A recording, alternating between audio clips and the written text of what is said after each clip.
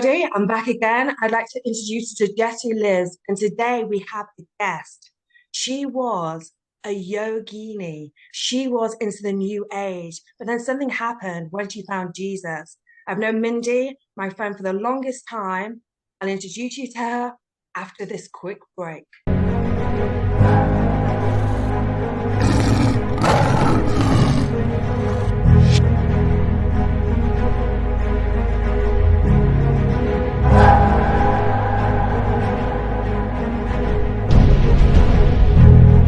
Hi, Mindy, come stai? Bene, grazie. I'm fine. How are you, Anne? I'm good. Do you like my Italian there? It was really good. I'm For the Italian viewers. threw me a little bit there at the beginning. Well, you're perfect at Italian. That should have thrown you. You're very good. Yeah, I should say that I'm getting better. You're so amazing at Italian, seriously. But anyway, this is your test to me, Mindy, and I want you just to like take over, say what you want to say. But first, I'd like you to tell our viewers a bit more about who you are, your childhood, sorry, how you grew up, and what are the main memories you have from that time. Go for it. And we're talking about in my life in general, all times of in terms of everything and anything. Just from childhood, what's your childhood like? Start from the very beginning. So, I mean, I do remember from my childhood that I was very, very close to my grandmother who lived in Leeds, and she was absolutely everything for me. I was an only child till about 6.5 years old. And then when my brother came along, it was not very nice. I wasn't ready to share the limelight attention, let's say. So I wouldn't say it was a very happy childhood, to be honest, after that. So as a consequence, I went to live with my grandma in Leeds when I was 14 years old, which is when I met you, actually. Yeah, that was only 5 years ago, wasn't it, Anne? Oh, yeah. But anyway, so basically, she was a huge influence in my life.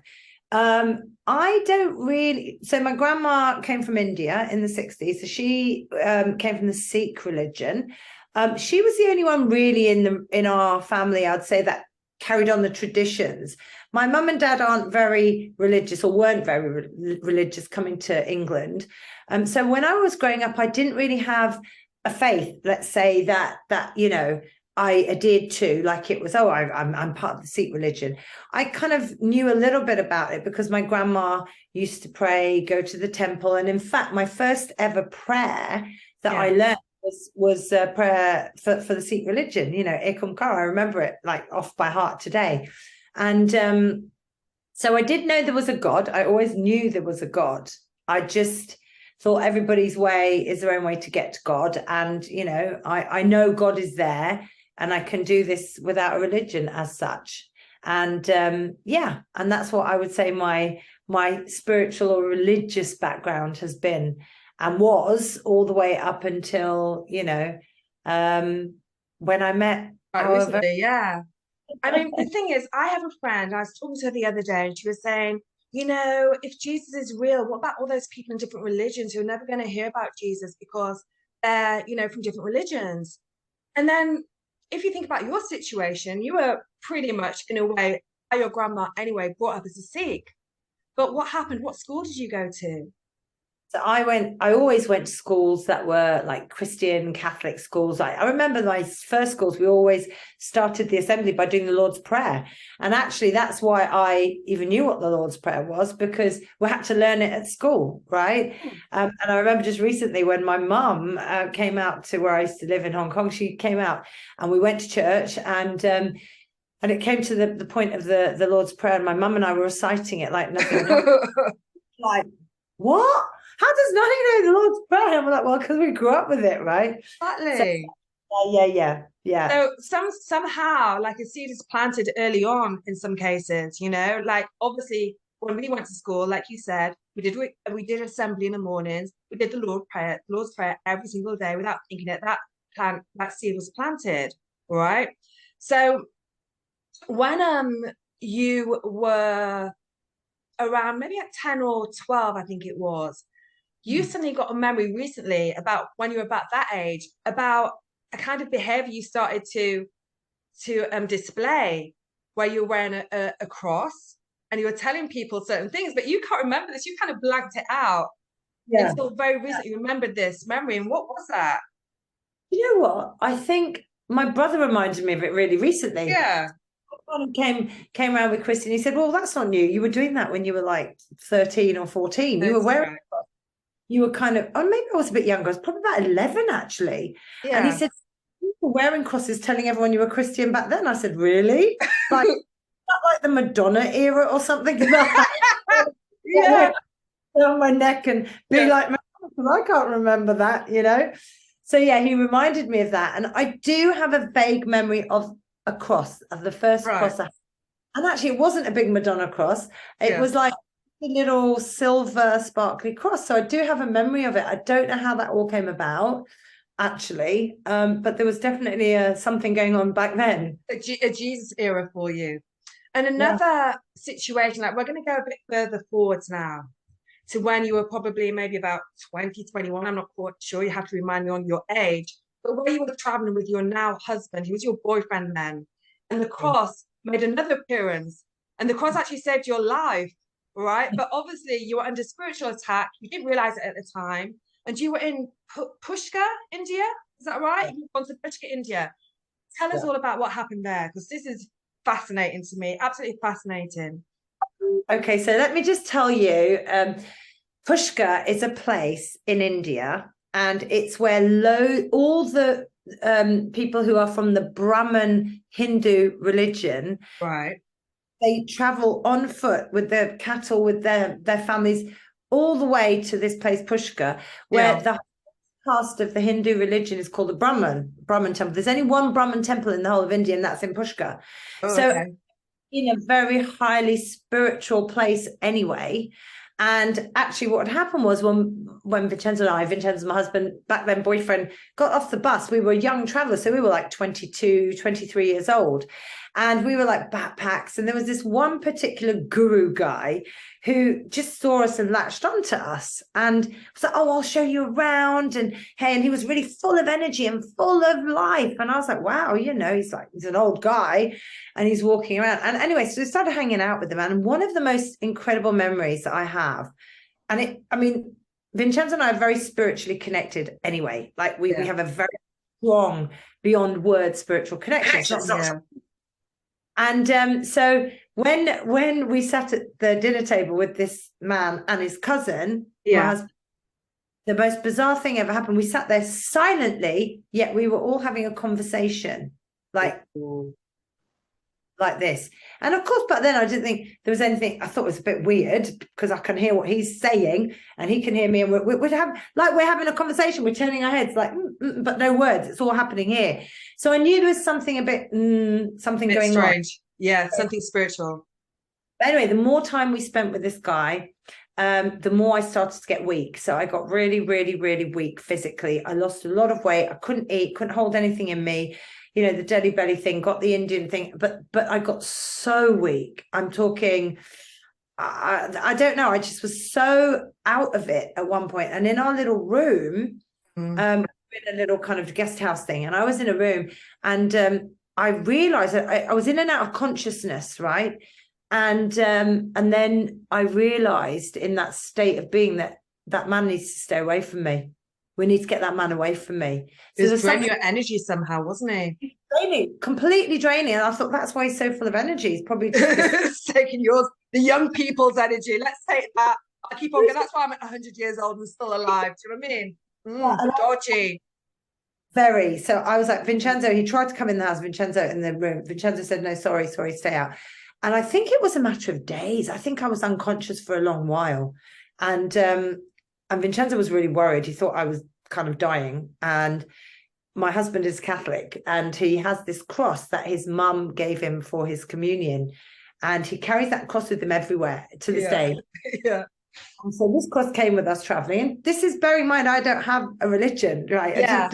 And you're not praying to God. You're not worshipping God. No, not really. I mean, I knew there was a God, but I'm not actively. Yeah, you were living your life being young and cool and traveling. Yeah. And so And so I remember, the only thing I remember very vividly about this day, I don't know, Vincenzo said I'd been out for a full day, full night. I wasn't conscious. And I remember just coming up woof, like this, like woof, like I came into myself. And Wow. Vincenzo was by my bed praying with the cross and this crucifix in his hand. And he said, I was praying to God that you survived, that you lived, and that, basically you'd be okay. And I was so overcome and overwhelmed by that, because I guess I was just still a bit out of it anyway. And and that was another moment in my life where I thought, wow, the power The of power of God, of the real true God, God of Abraham, Isaac, and Jacob. Isn't that amazing? The fact that you didn't even pray to him and he had your back. You didn't really acknowledge him. exactly. Maybe, yeah, maybe on occasion you might pray to God or whatever, or the universe probably then, because I think by that point you started to go into New Age. I mean, one thing about you and I from very young, one thing that I always knew about us two is that we were very spiritual. I could tell you things which other people go, no, I don't think so, love, you're crazy, and vice versa. We didn't finish. You told me something about like you had this dream and you went here and that. I'd be like, yeah, yeah, cool, and vice versa. And so I knew that about us. But then when you have that spiritual gift, which I think many people have that spiritual gift, but then it's just like funneling it into the right direction. You're gonna go with the Holy Spirit, or you're gonna go with any other spirit out there, you know? Yeah. And then You when and you I, start going with any other spirit out there, the new age side of things, that's when you start to find yourself in some trouble. Now, with you, for instance, I know that you started to go towards the new age more, right? And I think we've all done it to an extent because we live in this world. It's difficult not to be in the new age because it's all around us. It's like filtered, drip fed into us through TV programs and magazines and like online, whatever. It's everywhere, right? It's done in such a subtle way that you don't even know it's happening. So, with you, can you explain a bit of what happened? Like after the Hindu, you came round, you obviously decided that, you know what, I want to follow my spiritual journey. Obviously, you're in India, in a Hindu country, you know what I mean? So that's spiritual journey vibe going on there. What happened next? Can you explain a bit more? yeah. So it's like you said, we've always been spiritual people, and to this day, I put a big difference between spiritual and religious, because they are completely separate things, and people get that very mixed up. So I want to make a real point here. People say, God, you're so religious. I said, no, I'm not. Actually, to this day, I don't really have a religion as such, but I have a connection to God and the Holy Spirit and Jesus, because I am a spiritual person and I feel spirit. I'm led by the Holy Spirit. So I didn't know that then, obviously. So I went on this journey of being a spiritual person to discovering more about this kind of realm of existence, if we want to call it that. And I went to Bali and I did workshops and I did kind of, I was a white witch and I was doing lots of invoking and thinking, oh, cool, because actually at that point, it was cool. And you know Yeah. what? There isn't anything I regret for 1 second about that whole new age phase, because it actually brought me to where I am now. And I can turn and see, had I not done that, I might be still somewhere else thinking, oh, this is the right, the way. And I'm not saying it's not the right way for many people, because obviously it is, otherwise it wouldn't exist. But I then pursued a path of, I decided to teach yoga, and that was sort of timely because of work-wise and wanting to start a family-wise. That was years later after my spiritual journey, doing meditations and lots of different things. And then around late 20s, I decided, okay, I love exercise. I love yoga. I came to yoga actually because of my back. I had a back injury. I thought, oh, what do I love doing? And I found yoga to give me so much peace of mind in so many ways. I'm physical body strong, and I just synced with it. So, okay, I'll teach yoga. This is what I'm going to do. And I did. I trained once, started teaching, trained my second training, started teaching. And you know what? For the best part of, for 20 years, I'd say, best part of 20 years, that was my life, my absolute breath. Everything I did was yoga. And I didn't know, and it wasn't because I was praising this God or that God consciously. Yeah. And I wasn't doing, it was just right for me. This made me, right? And then Your identity. my identity was very, very, very intertwined with yoga. Okay. And then one time, and this is after my encounter, which we'll get to. We'll get to. Mm-hmm. Said to me, just asked me a question, just said, why do you identify yourself by yoga? And I went, what? I was like, oh. And then I had to think about it, obviously. And I was like, gosh, yeah, I really do. And, you know, I started doing, it happened to be timely with the course I was doing, a Bible study course for 3 years in ministry school. And we had a really great teacher on there, Mike Shrev, who had a very similar background and past to me. So I really connected to him. In the 60s, he was a huge yogi and a huge yoga teacher. And he's such a smart guy who knows a lot about every single religion there is, and taught us how they all have this one God in common. But then at one point, they sort of go off on a tangent, and that's how they differ. And he came around this full circle of being a complete yogi, devout yogi, to he is, I believe he's a minister now, and he's years and years of ministry. He's written books on religion and things, and it's fascinating. So I really connected to him. And isn't it really weird how there's so many people who are yoga instructors, yoginis, who have suddenly started to think, wait a second, this isn't serving a purpose for me anymore. Something's not quite right. I feel a bit off. I don't feel well. You know, maybe like I got pains in my body, which I shouldn't have because I'm a yoga teacher. And they're kind of thinking to themselves, you know, spiritually, something's a bit off. And a lot of them, they do find Jesus. But let's go back to the time that I think because obviously you've been living in Hong Kong now for like 25 years. You've just come back to UK. Like many people in Hong Kong, they've started to come back or to leave Hong Kong, right? And I can remember at one point, you'd always come to Leeds or to London, and we'd meet up, usually during the summer. And one time we met up and we went to a coffee shop and you were talking, and I was looking at you in the spirit thinking, whoa, she's off. There's something not right here. She is really like, and I'd seen it slowly happening over the years, thinking, what's happening with my friend? And I said, I remember talking to you saying, you just seem a bit angry. You're like, no, it's because the God, I channel an Egyptian goddess, and sometimes she's angry. So that's when I'm angry. And I was like, whoa. I was like, oh Jesus, oh my goodness, this is wrong, like that. And I said, Mindy, man, do you know what I mean? And I don't know if I said I'm worried about you or what I said. I said, Mindy, do you know what? Why did you go through Jesus to God? Because obviously you weren't believing. I think you were believing in the universe most likely, and like a higher power. Yeah. I was in that time, and I was like, she's got an Egyptian goddess, and I could see her manifesting through you. And I was thinking, because you're getting a bit snappy, and I was like, you'll get snappy at me. You sure? Do you know what I mean? I thought, no, Jesus, it's all right. She's the Egyptian goddess, right? But I just said, Mindy, you've got to try Jesus. And you were like, no, Jesus is just a prophet. I went, no, it's not. It's real. And you were like, in fact, you tell the story. You tell the story because, like, you know, I was really worried about you, Mindy. I can't even joke. I was worried. But what happened? So no, you know, I remember you saying to me, what's been going on with you for the last 8 years? And I was like, don't know. Like, what are you talking about? And you were like, have you been praying for like that time? And I thought about it and I went, actually, no, I haven't been praying. Actually, no, I really haven't. And I remember you being freaked out by my second goddess kind of thing. And you were like, and I was like, no, it's all okay. And it was okay at that time. Like, so I thought. And then, and everything you said to me, I resisted and refuted and challenged. And the more you would say to me, come on, it's about Jesus. I'm like, oh, what are you talking about? Just shut up. No.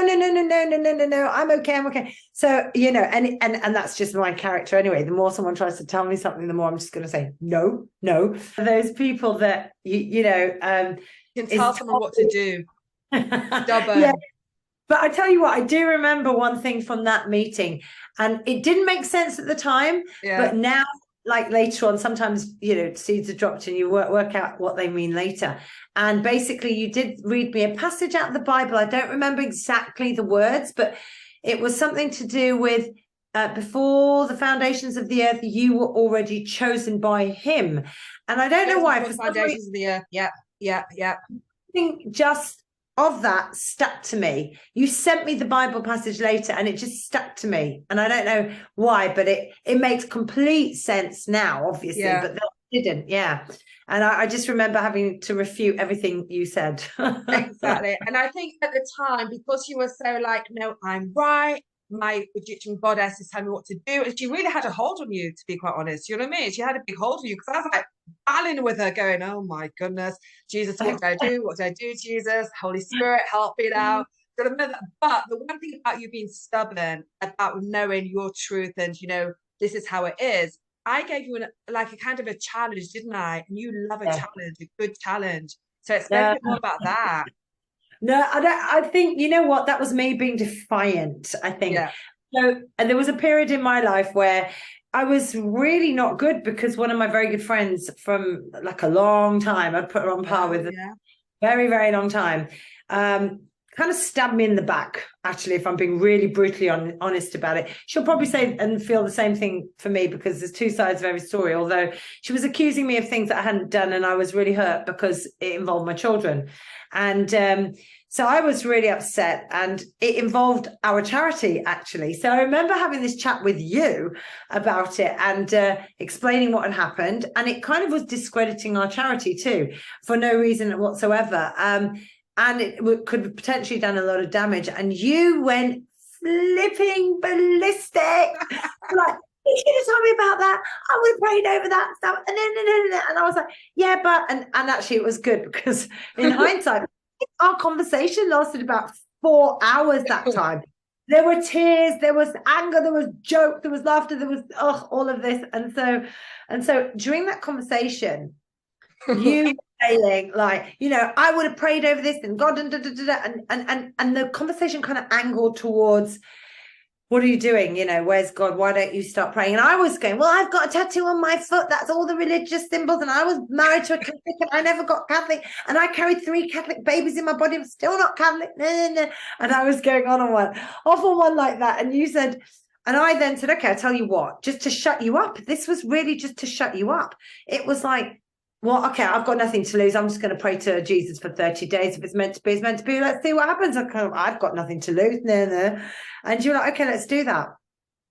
And that's where it all began. That's how it all began. That little challenge. I think I said to you, listen, if Jesus isn't real, you know, just ask him, are you real or not? And just 30 days. And you said, yeah, I'll do it.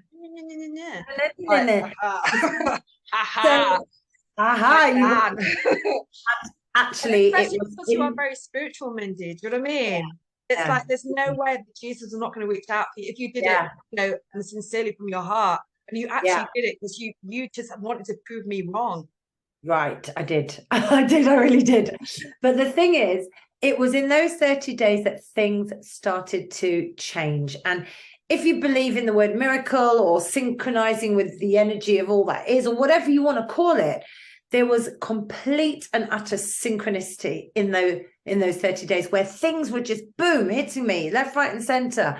Like, for instance, I don't play the piano, but I'd played this little tune on the piano since I was really young. It was like, I can remember the keys now that I'm doing. And I didn't know what it was, but it was a nice introduction. And in those days, I kept getting this Walking in Memphis song in my head for 2 weeks. I don't even listen to that song. Walking in Memphis. And then one day I was like, okay, can you just check those? I was on the phone, check the words to that song. And the words were all about the king and the gates. And there was a line in that said, and she asked me, boy, are you a Christian child? And I said, ma'am, I am tonight. And I was just floored. And the king, it was the king and Jesus and the gates. And I was like, ooh, I've been that since before I was like 9. That's really, and the keys to that introduction were exactly what I've been playing since I was 9. I mean, what was that? That wasn't enough to floor me, and you know, really, there were little things like that. Like, for example, the other thing was I've always the jogging time. But that was a big one. But the other one was, I remember at school, I always loved that song. Oh Jesus, I have promised to serve thee to the end. And your light and glory, my master and my friend. Oh Jesus, I have promised. That one, I love that song. And I literally looked at the words recently, not that a while ago after this all happened, and I thought, wow, I was singing that and doing that at the age of 11, 12, 13. So when I was wearing my cross without knowing what I was doing, promising to him my life. Wow. So that came, Wow. and then I remember all these signs were coming up, and I'm thinking, oh, this could be real. This could be real. Actually, could be real. What's going on? Yeah. I was jogging, and I was jogging near my house. I love this. I love it. I mean, literally, it was like this. I'm jogging, and I'm saying to Jesus, okay, this is before any encounter that happened or anything. Yeah. Jesus, you know, if this is real, if you are real, if this is the path for me, just show me a sign. And I get, turn your head to the right, and I go, and on the wall, I kid you not, this in graffiti was Jesus loves you. And I just went, what? Like, I just ask a question and I get the answer, like, Jesus loves you. I'm like, oh my goodness, I can't deny this anymore. So anyway, so I find it. I was really, you know, on the way. And then the most incredible thing, I guess, to date in my life happened. And I've never really publicly, this is the first time I've ever done my testimony live and in public, which is kind of exciting and a bit scary too. I know, it's scary. It is scary. But, you know, I had, and I call it my encounter with Jesus, because it wasn't a dream. And being a spiritual person, you kind of know that state that you sometimes get in, and even not, you know, people who just have dreams. So when they feel like the dream is so real that it's happening, and you're in a different state. There is a name, the beta and the gamma. I can't remember which state there is, but you're in that state of the in-between. And I had an amazing experience happen where I went to this it was like a temple now I think about it. It was a very old type of temple, like lots of red earth on the floor. And I knocked on this big wooden door. My mum, my brother, my dad were with me, but they didn't come in to the place. And I knocked on the door, and this man opened the door. Not very tall, kind of short, stocky, in a brown robe with a rope around his robe, and kind of dark, bit of a kind of big afro-ish hair. But like big dark hair. And maybe, yeah. Door and come up, and you know, I went upstairs and I was just like, whoa, this is cool, this place. So I was asked to go into one room in this and in this room I'm thinking, wow. And the only thing I remember from that whole experience was I was in the courtyard teaching yoga, okay, and there's a stance called Warrior 2. So I was teaching a Warrior 2, and this other person who I was teaching was in front of me, did the foot just a little bit, position the foot incorrectly. So instead of turning in, it was supposed to go out. I mean, not a big deal. You hurt yourself eventually if you keep doing it. And I lost the plot. I absolutely lost my rag. I was like, wah! And all this anger and rage was coming out of me. Vision goddess rage. Well, maybe whatever was coming out. And then this man who'd opened the door just put his hand on my shoulder. And in that moment of him putting his hand on my shoulder, it all just dissipated, went away. I felt empty, I felt calm, and I felt at one with this person. Look, I'm doing this, I'm doing my best to actually explain it in our words, but sometimes there aren't words that exist to explain what's really happening and feeling, what you're feeling especially. And he literally said, okay, let's go upstairs. I followed him upstairs, and then there was this beautiful table, like a big wooden table. And I thought, wow. And there were some people I recognized around that table too, like family and stuff. And I was getting angry at this one and then not at this one. And it was all okay. It was kind of leveling out. And I said, oh, I like that table. And he wiped his hand across the table like this. He went, oh, I made this. It took me 9 months to make it. So that the clues are slightly... Nice. Carpenter, 9 months, rebirth, who knows. And then we had to go into the other room, and he was writing these codes on the wall. He was writing really lots and lots of codes, and he turned around and asked the whole room who were in that room, what's your name? It was a simple question, what's your name? And I thought, oh, this is a trick question. Because anyone who answered the question right would get to go into the next room, right? All right, okay. I'm going to be really a student. I'm going to be really smart, and I'm not going to say my name's Mindy. I'm going to do that. well, in this life, my name is Mindy, but I'm so much more than my name. And I said, and he said, right, good, you can go into the next room. And so I went into the next room, like, yes, I'm in the higher code room or whatever it is. Yeah. And then we did whatever there, and then came down the stairs. I remember for some reason it was going to be 8 o'clock. 8 o'clock was a very significant time. And we all had to go to the toilet before 8 o'clock. So I went down the stairs, the spiral stairs, and I followed him out. And he stopped me and said, go over there to get some healing done on your right shoulder. Or was it my left hip? I can't remember, one of the two. And I thought, okay. And of course, I trust what he's saying. I just go and get some healing done on my right shoulder. And he was getting something else done on him over here. And I just thought, oh, that's interesting. It made a lot of sense later, because in real life, what happened was I injured my right shoulder quite badly. It took me about a year to do it. So that made a huge connection. And then we were about to leave. And I remember dancing with him, this man. I danced with him. And it was such a beautiful feeling, holding two hands of this person, dancing around and just feeling joy and freedom. And then it was like, we stopped dancing and he looked me deadpan in the eye and said, in my house, there are many, no, what's it in my house? No, it wasn't my, that I have many rooms. Houses. I have many houses. Okay. Or was it many rooms in my house? I can't remember. One of the two. Yeah. Right, in my house. You can come and live in any one of them with or without your children.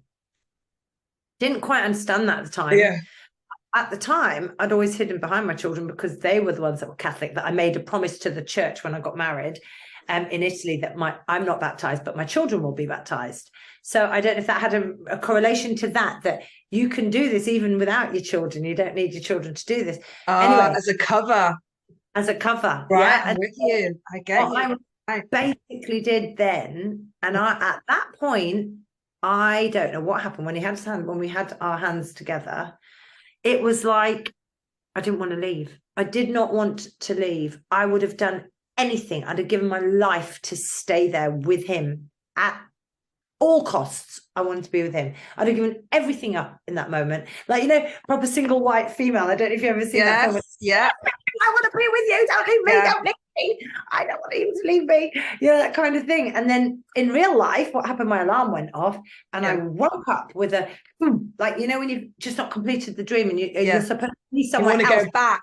Yeah. So I tried everything. I was like, I want to go back. I'm going to go back to sleep, go back, breathe, do your breathing, go back to sleep, I couldn't get back there. And then when I tried, I woke up, I just went, and it just hit me. The whole thing just hit me. I just met Jesus Christ. And I just bawled it. In fact, I'm getting a bit teary now. But I bawled it so much because I've never had an experience like it. Yeah. Even for all the new age, the yogini, all the different, visions you had back then and meditations, nothing like this. This was just, this was in a world of its own. This was completely what just happened. And then I went, and my husband, I woke up, he says, are you okay? Because he looked at me like that. He spaced out and I said, I think I just met Jesus Christ. And he went, okay, then I walked out the room. He's kind of used to my quirkiness. He went, right then, I'll see you tomorrow. See you tonight. Go to work now. And then that was it. And so I was so like, whoa. I remember ringing you up. I think it was like 4 o'clock. At what time? We're like 4 o'clock in the morning. During Hong Kong. And I can remember just saying, what do you want? You're bawling down the phone. I told you we're going to. Can I go back to sleep now? No, but when you need your friend to talk to, and I just wasn't that friend. I was tired. I was like, I need to go to sleep. But I told you he was real. Yeah. What did he look like? And I remember that book. What was that book called that we were reading at the time? The one with Jesus in it. It's a film. They made a film out of it. I can't remember it. What was it called? The Shack. Shack. Okay. Shack. So we're going. Right. Yes. Remember The Shack? The book, The Shack. Mm-hmm. So, and I said, it was like that and this and that, and the guy and how they described him in the shack, and he looked like this and that. anyway, that carried on, and you were like, yeah, okay, that's amazing. And then I went, this is the best bit, I went to like you need a confirmation after that, but you know, hey, it's Mindy, she's a bit stubborn, let's just really ingrain it into her. So basically I went to work with my business partner back then, who is an atheist, right? And she's, I would say she's a really spiritual person though, but anyway, so she's an atheist. And she looked at me, she said, are you okay? And I went, my face is kind of like, and she's like, you all right? I said, well, yeah. She said, no, you're all right. You look a little bit spaced out. I went, well, actually, it's really, I think, and I was like, you know, and this, and I didn't want to say too much because I know she's an atheist, right? And I said, but you know what? I think I met Jesus Christ. And she went, really? And she, I said, but it didn't look like Jesus, not the Jesus we see and know. Like I didn't know it was him when he first opened the door, but then I didn't want to leave him and I wanted to be there. And she was like, oh, hang on a minute. She said, on my atheist Facebook page, somebody shared a picture of what Jesus would have really looked like at the time. And I was like, oh, okay. So I'll just get it. So she gets out her Facebook. She turned the picture to me, and minus the hair, the wobbly nose, the dark skin, everything. She turned it to me. I looked at it and I just went, and I literally like fell. I literally like was this and fell and just burst into tears. I burst into tears because it was exactly the same person as appeared to me. Now, say Jesus has got a way to make you know that it's him. He has a way, right? Because that connection, how would I have known that she was going to show me the exact face of who I've just encountered, right? So he might manifest to other people in different ways, yes, but this is what I was going to say to you now, because like there's going to be people out there going to listen to your testimony and say, oh, she's just lost the plot, she didn't see Jesus, oh, it's just, you know, it can't happen. And like, you know, well, how come, like, you know, Jesus meant like this? And some people see him, he's got blue eyes. When I've seen him, he's had dark eyes. And like when I've seen him, he's looked different to how you've seen him. I mean, how would you explain that to people? I mean, why would Jesus appear to us different ways? Do you know what? I think Jesus meets us where we're at. And I think where we're ready, how we're ready to see, because that connection between that picture and how he appeared to me was to show me that that was him. Now, I'll go beyond it, because Jesus isn't a look. Jesus is all that is. He's a feeling. He's a feeling. He's okay. So it's hard to explain it, but yeah. This is where I get a little bit blah, blah, blah, because there isn't a word to explain the love of him. Like when he touched me, that love, and love isn't even the right word, Anne. And the word doesn't do it justice what there is in that man. Okay. And it's a brotherly love, it's a husband love, it's a lover's love, it's a father love, it's a son love, it's a friend love. It's all the loves put into one, and then times that by infinity, and you get a slight idea of what that love is. And all I can say is that a drop of God, a teeny little sprinkling, inkling, little tiny spray of God went into man, and that is Jesus Christ. And there is no doubt whatsoever in my mind that Jesus Christ is the Son of God, because I felt it, not because I was told it, not because I went to church to listen to it about this, not because I experienced it firsthand, and I felt it deep in my spirit. Okay. And that is my truth. And since that day, it's always been my truth. And I made a promise that day that I will follow you till the end of time. I will follow you. Hallelujah. Hallelujah. That is beautiful. And it happened. Yeah, it happened. And you know, it wasn't easy. Let me put it this way. It wasn't easy, because you lose a lot along the way, and you give up a lot. But it's not. It's something you do for your belief in him. In him. And isn't this what we were discussing earlier before the recording? We were saying that when you're a yogi, you've been doing that for like 20, 25 years or something, or 20 years, I don't know how long, but that was your identity. That was all you knew. That's all you had. And you could never, ever think in your wildest dreams you would have left that, you know? No. So how was it when you start to realize, like, Jesus is real, but I still teach yoga? Do you know what I mean? What was that transition period where you're thinking, like, you know what? you love your yoga, you love Jesus, but at some point you're thinking in your head, maybe I've got to make a change somewhere. Maybe I'm going to have to stop teaching yoga. What, how did that work for you? How did you process that? It was hard. I was in limbo for a long time because I knew my truth, right? And everybody has different opinions on this, right? But you've got to go with your truth that's inside you, what you feel is right. Mine's different to yours and different to everyone else's. But that doesn't matter what everyone else's is. It's got to be my truth, right?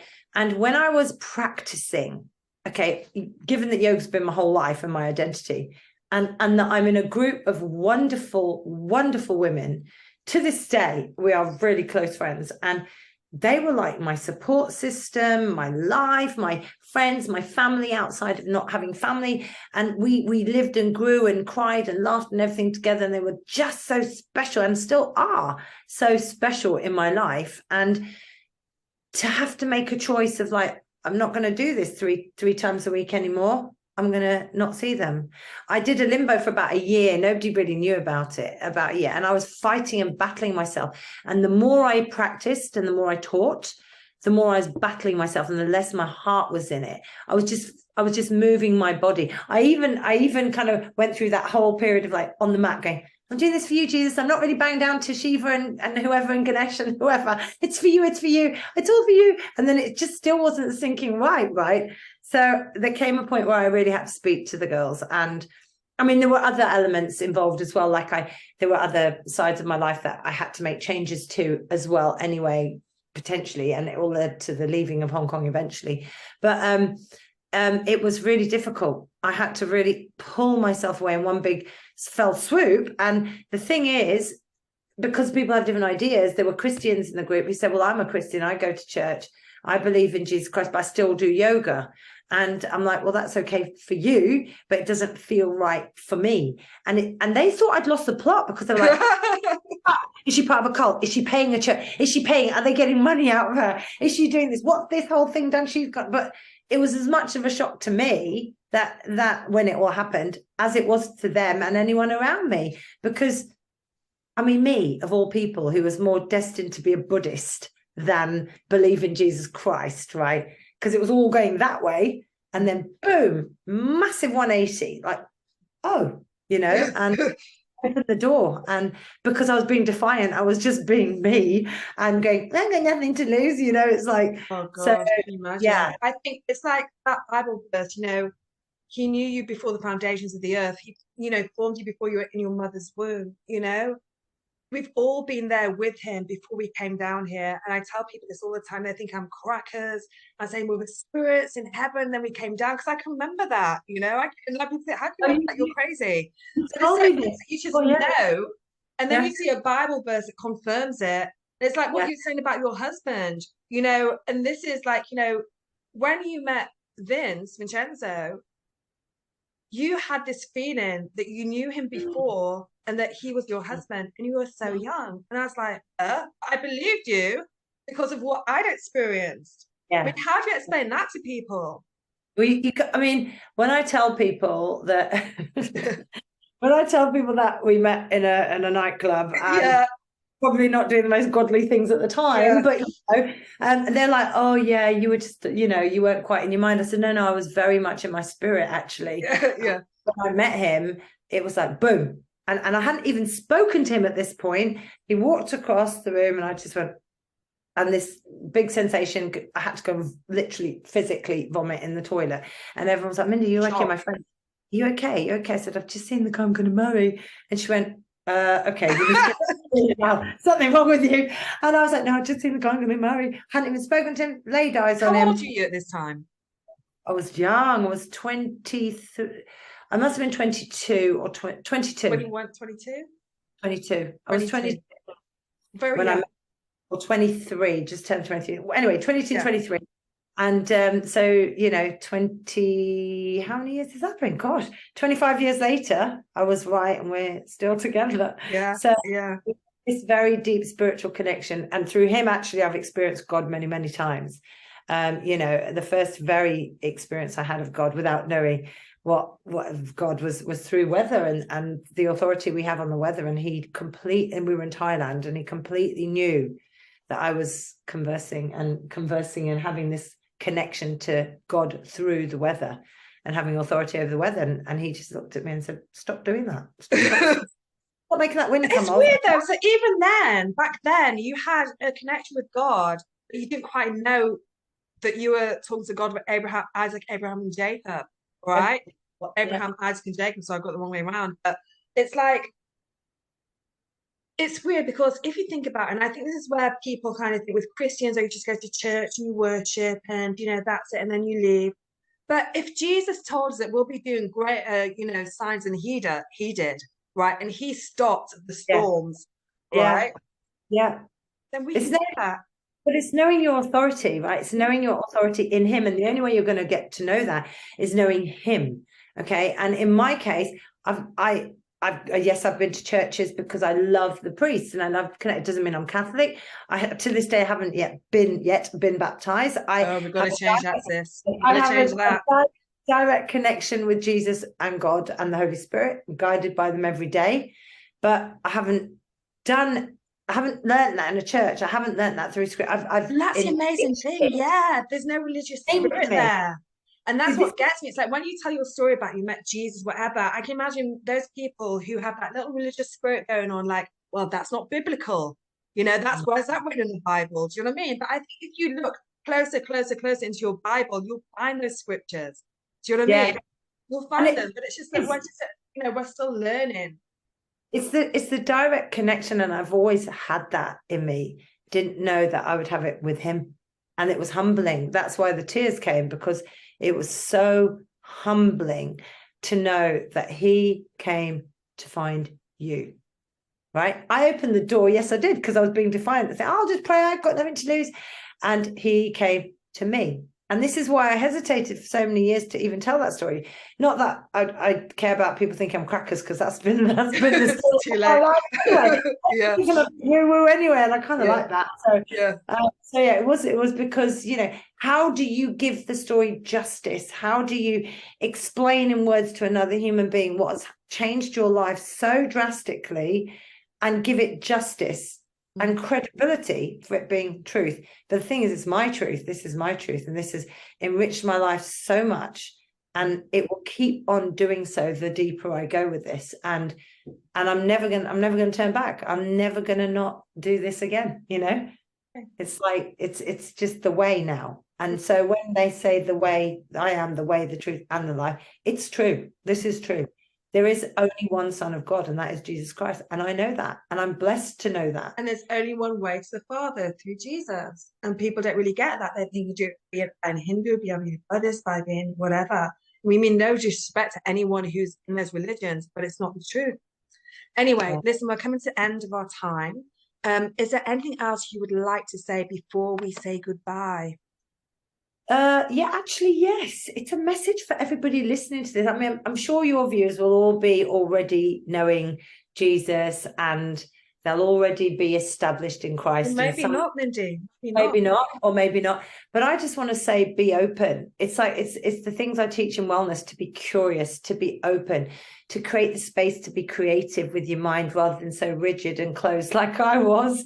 But no, I mean, I was open at one point. I did become open to the possibilities of what can be. And when you open yourself up without any predetermined results or goal with anything, just open up and allow what to come. Give it a chance. Give it a chance, because you know what? You might be as surprised as I was. And then your life changes for the most. No words for it. It's amazing how your life can be enriched amazingly and surprised. It might surprise you. It might just be like, what? But give it a go. Exactly. So Mindy, I'd just like to thank you so much for being so honest and open. I know it's not easy. I did my testimony the other day. It was awful. I was like just so unprofessional. Me just like whatever. But I just thought it had to get out there, and your testimony especially needed to be out there. There's people out there who don't know who he is. They don't know what a good God he is, and they're bombarded with all this really negative information, which they might think is good, but it's not necessarily good information. It's like Satan comes to the angels of light. It looks good, it sounds good, but the reality, it's like yoga. It looked good, it sounded good, it was a cool thing to do, but it's the the things that happen in the background of that, which I would call a religion also. Yoga, it's like a religion, isn't it? Do you know what I mean? You've got your friends there that all follow this way, this yoga way, whatever. They all like do their poses to different gods without even realizing they're doing it. And yeah, and they kind of criticize you for being in a cult, but really it could be seen as being the other way around, right? So Yeah. we just come out of a place of love. We don't want to, insult people Or or separate. belittle them or separate. No, yeah, we're all one. We It's all all came about from heaven, whether we know it or not. All God's children, if we know it or not. But we just yeah, want to know the truth, and yeah, that, at the end of the day, yeah. Is it?